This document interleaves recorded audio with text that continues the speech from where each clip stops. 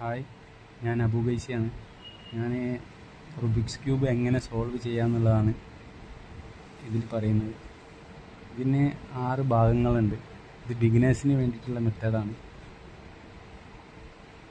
അതിൽ മുകളിലത്തെ ഭാഗം ടോപ്പാണ്, അപ്പർ യു എന്ന് പറയും. വലത് ഭാഗത്തത് റൈറ്റ് സൈഡ് ആർ, ഇടത് ഭാഗത്തത് ലെഫ്റ്റ് സൈഡ്, ബോട്ടം താഴ്ഭാഗം.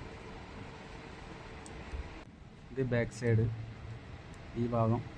ഇത് ഫ്രണ്ട് സൈഡ്, നമ്മൾ ഫേസ് ചെയ്ത് ചെയ്യുന്ന സൈഡ് ഫ്രണ്ട് സൈഡ് എഫ് എന്ന് പറയും. പിന്നെ താഴത്തെ ഭാഗത്തിന് ഡൗൺ സൈഡിന് ഡി എന്നും പറയും. ഇതിന് ഓരോന്നിനും സ്പെല്ലിങ് ഫോർമുലാസ് ഉപയോഗിക്കുമ്പോൾ റൈറ്റ് സൈഡിന് ആറും ലെഫ്റ്റ് സൈഡിന് എല്ലും, ആറ് ആർ ഡാഷ്, എൽ ഡാഷ്, എഫിന് എഫ് ഡാഷ്, ബാക്കിന് ബി ഡാഷ്, താഴ്ഭാഗം ഡി ഡാഷ്, അങ്ങനെയാണ് ഉപയോഗിക്കുക. അപ്പോൾ ഇതിൻ്റെ ആദ്യ ഭാഗം എന്നോണം നമ്മൾ ഏതെങ്കിലും ഒരു ഭാഗം ഫസ്റ്റ് 4 എഡ്ജ് പീസ് ഞങ്ങൾ ഒപ്പിക്കണം, സെൻറ്റർ ഭാഗം. അതിന് ഞങ്ങൾ കളറ് ചൂസ് ചെയ്യുന്നത് വൈറ്റ് ഒപ്പിക്കാനാണ്. അപ്പോൾ ഈ വൈറ്റ് ഒപ്പിക്കണമെങ്കിൽ ഇതിൻ്റെ മുന്നോടിയായി ഇതിൻ്റെ ഓപ്പോസിറ്റ് സൈഡ് യെല്ലോ, ഈ യെല്ലോൻ്റെ 4 ഭാഗത്തും വൈറ്റ് വരുത്തണം. അതിന് പ്രത്യേക ഫോർമുല ഒന്നുമില്ല, അത് നമ്മൾ സാമാന്യ ബുദ്ധി ഉപയോഗിച്ച് ചെയ്യലാണ്. അപ്പോൾ ഇതിൻ്റെ ഏതൊക്കെ ഭാഗത്ത് സെൻറ്റർ ഭാഗത്ത് വൈറ്റ് വരുന്നുണ്ടെന്ന് നമുക്ക് നോക്കാം. അപ്പോൾ ഇതിൻ്റെ ഈ സൈഡിൽ ഇവിടെ വൈറ്റ് ഉണ്ട്, അതിന് നേരെ മുകളിലോട്ട് കൊണ്ടുപോകാം. പിന്നെ ഇവിടെ ഉണ്ട്, ഇവിടെ നേരെ മുകളിലേക്ക് കൊണ്ടുപോകാം. പിന്നെ ഇവിടെ ഒന്നുണ്ട്, അതിനെ മുകളിലേക്ക് കൊണ്ടുപോകാൻ ഇത് നേരെ ബാക്കോട്ട് ചരിച്ച് നേരെ ഇൻസൈഡായിട്ട് തന്നെ. പിന്നെ ഇവിടെ ഒന്നുണ്ട്, അതിനെ നേരെ മുകളിലേക്ക് കൊണ്ടുപോകാം. ഈ 4 ചെയ്ത് കഴിഞ്ഞാൽ ആദ്യ സ്റ്റെപ്പിൻ്റെ ഒരു പകുതി ഭാഗമായി. ഇനി ഇതിനെ എങ്ങനെ താഴ്ഭാഗത്തേക്ക് കൊണ്ടുപോകാം എന്നുള്ളതാണ്. ഇതിനെ കൊണ്ടുപോകുന്നതിന് മുന്നായി ഈ വൈറ്റിൻ്റെ ലെയറായി വരുന്ന ഭാഗത്ത് ഏത് കളറാണോ ആ കളറിൻ്റെ സെൻറ്റർ പോർഷനോട് യോജിക്കുക. ഇതിൽ എക്സാമ്പിളായിട്ട് പറയുകയാണെങ്കിൽ ഇത് റെഡാണ്. അപ്പോൾ ആ റെഡിനെ നേരെ വെച്ച് കൊടുക്കുക, അതിനെ നേരെ ഡൗൺ ചെയ്യുക. ഇത് ഗ്രീനാണ്, ഗ്രീനിനെ നേരെ വെച്ച് കൊടുക്കുക, അതിനെ നേരെ താഴ്ഭാഗത്ത് കൊണ്ടുപോകാം. Blue, orange. അപ്പോൾ നമുക്ക് പ്ലസ് കിട്ടി, അതോടൊപ്പം തന്നെ സെൻറ്ററും ഈ ലെയറും മാച്ചായി. ഇതാണ് ഫസ്റ്റ് സ്റ്റെപ്പ്. പിന്നെ ഇനി നമുക്ക് ഒപ്പിക്കാനുള്ളത് ഇതിൻ്റെ ഈ 4 എഡ്ജ് പീസാണ്. ഈ 4 എഡ്ജ് പീസ് അത് ഒപ്പിക്കാൻ നമുക്കൊരു ഇക്വേഷൻ ഉണ്ട്, അതെങ്ങനെ ഒപ്പിക്കാമെന്ന് നമുക്ക് നോക്കാം. അപ്പോൾ നമ്മൾ പ്ലസ്സായി. ഈ ഭാഗം നമ്മൾ ശ്രദ്ധിക്കേണ്ട ആവശ്യമില്ല, ഇത് മാത്രം നോക്കിയാൽ മതി. ഇതും സെൻറ്ററും കേട്ടോ. അപ്പോൾ നമുക്ക് കോർണർ പീസ് എങ്ങനെ ഒപ്പിക്കാമെന്ന് നോക്കാം.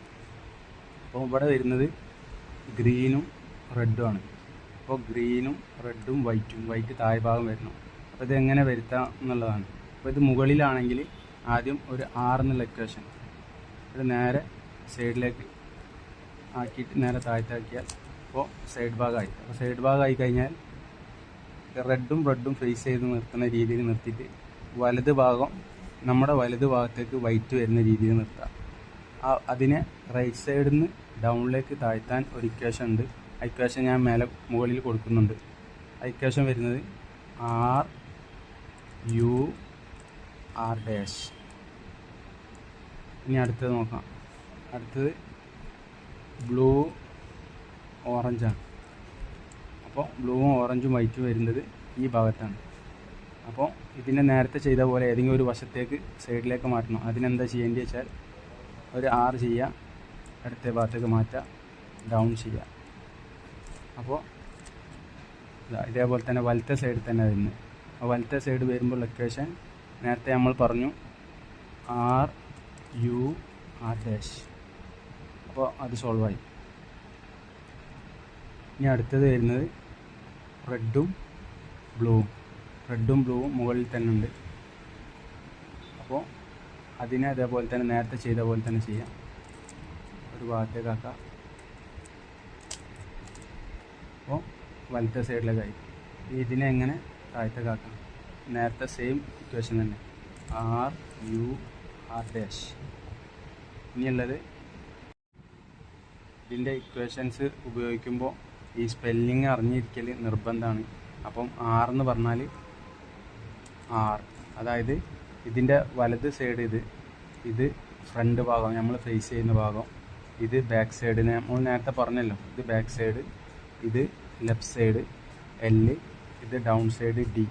അപ്പോൾ ഇതിൻ്റെ ആർ എന്ന് പറയുമ്പോൾ ഇവിടെ ക്ലോക്ക് വെച്ചാൽ ക്ലോക്കിൻ്റെ സൂചി വലത് ഭാഗത്തേക്കാണ് തിരിയുക. അപ്പോൾ ആർ എന്ന് പറയുമ്പോൾ ആർ വലത്തോട്ട്, ആർ ഡാഷ് എന്ന് പറയുമ്പോൾ ഇടത്തോട്ട്, അപ്പോൾ ഓപ്പോസിറ്റ്. അപ്പോൾ ആർ ഡാഷ്. അതുപോലെ ഇവിടുത്തെ കേസ് എടുത്ത് നോക്കുമ്പോൾ യു എന്ന് പറയുമ്പോൾ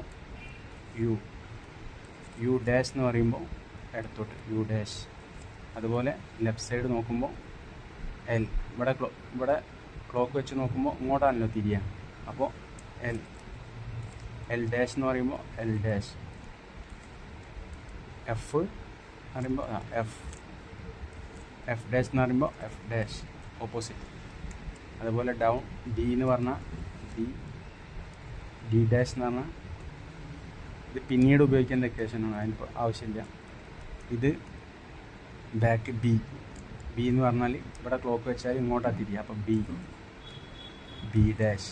ഇത് ഞാൻ പറഞ്ഞു തന്ന് ഇതിൻ്റെ ബാക്കി ഉപയോഗിക്കണമെങ്കിൽ ഇക്വേഷൻ അറിഞ്ഞിരിക്കൽ വളരെ ഉത്തമമാണ്, അതുകൊണ്ടാണ് പറഞ്ഞത്. അപ്പം നേരത്തെ പറഞ്ഞ ഫോർമുല ഉപയോഗിക്കുമ്പോഴും ആർ യു ആർ ഡാഷ്, അതേപോലെ തന്നെ എൽ ഡാഷ്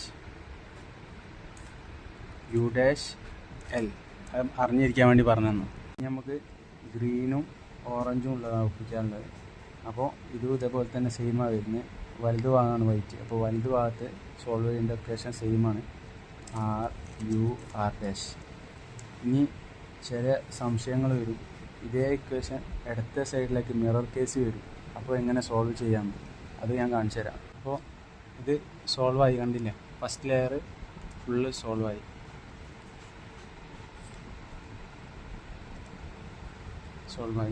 ഇനി ഇവ നേരത്തെ ചെയ്തതിൻ്റെ മിറർ കേസ് വരുമ്പോൾ എങ്ങനെ ഉപയോഗിക്കാമെന്ന് കാണിച്ചു തരാം.